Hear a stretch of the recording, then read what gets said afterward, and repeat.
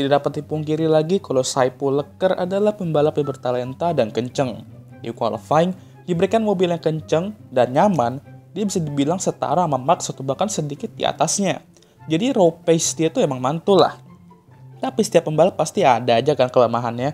Yang sudah jelas kelemahan Saipul yang pertama ialah sebenarnya bukan dari dirinya, tapi timnya. Gak, serius sedikit. Kelemahan Saipul yang sebenarnya bisa merugikan dirinya dan Ferrari juga ke depannya. Dan kebiasaan itu ialah kebiasaan dia ketika dia terlalu nge-push dan mengakibatkan crash atau spin. Nah, sekarang kita akan bahas mengapa kebiasaan itu bisa menjadi masalah untuk Ferrari dan dirinya juga untuk ke depannya.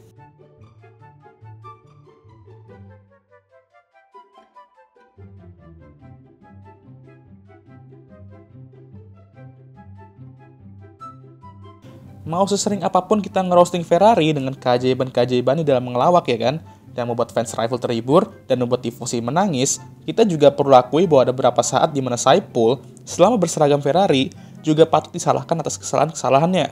Ya, momen itu ialah ketika dia terlalu nge-push mobilnya, dan kalau nggak spin ya crash.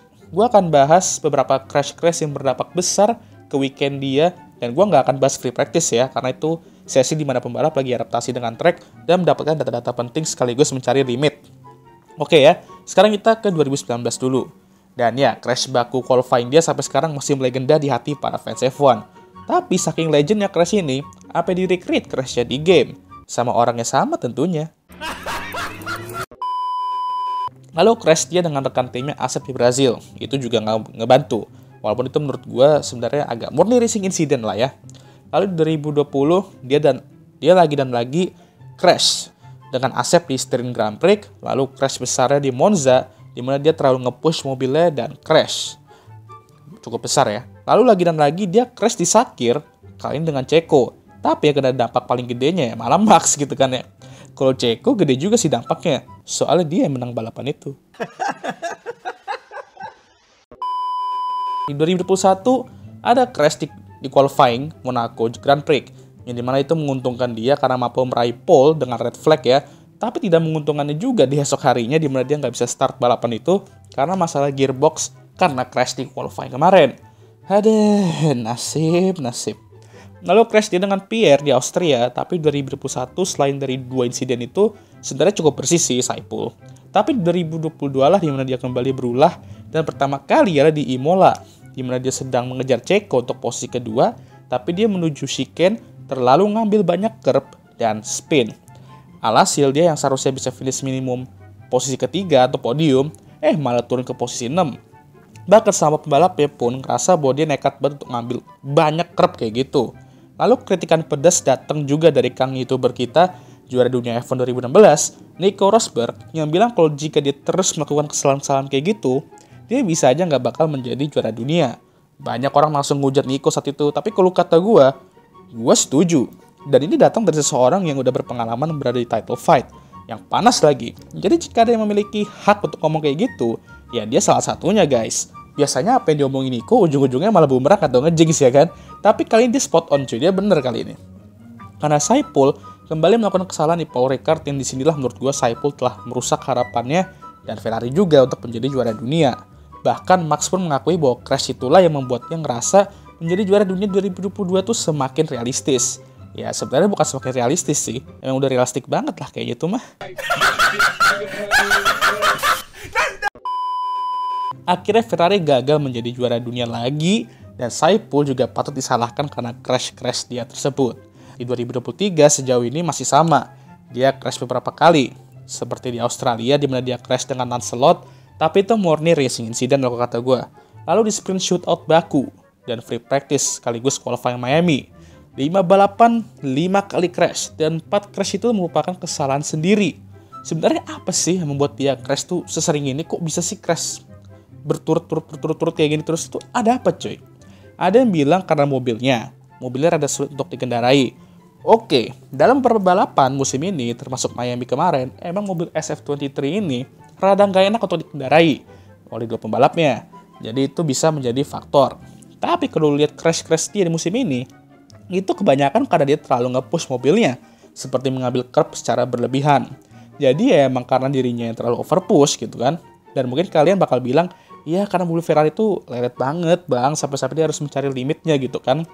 Banyak kali alasannya ya kan. Sama banyak kayak bener-bener Ferrari.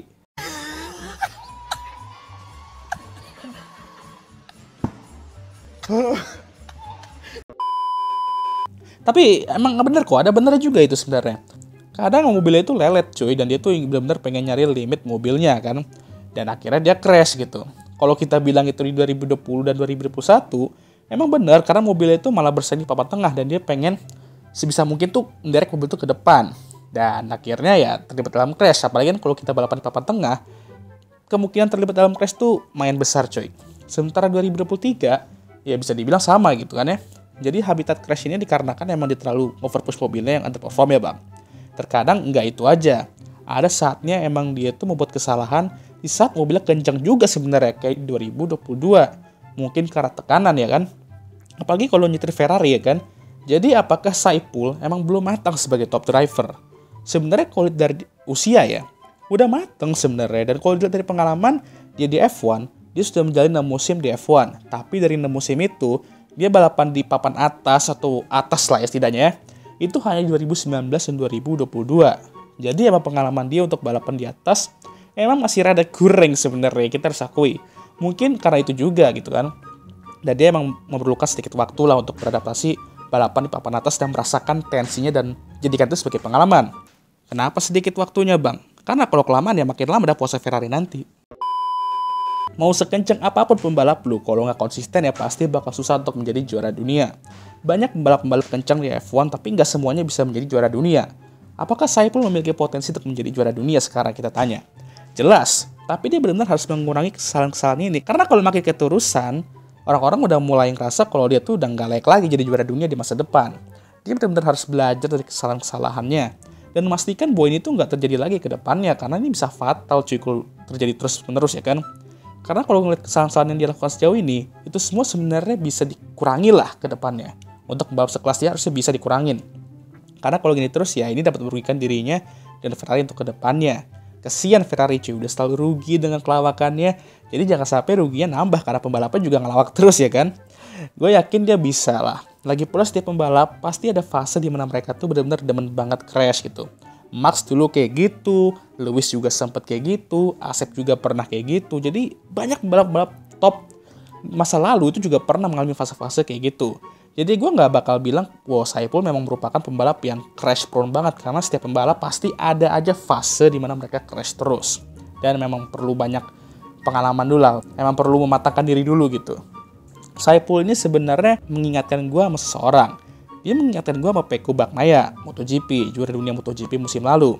Memiliki pace kencang di qualifying, dan race pace-nya juga oke sebenarnya, tapi selalu crash dan inkonsisten.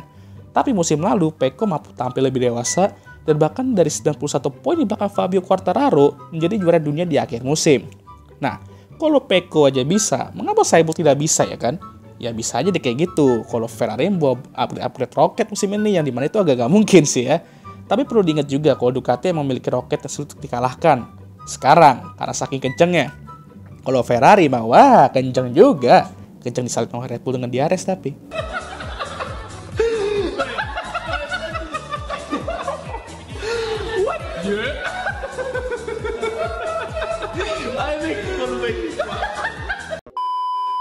Oke lah, sekian video kali ini. Gimana menurut kalian? Bisakah Saipul tampil lebih konsisten dan mengurangi crash untuk kedepannya?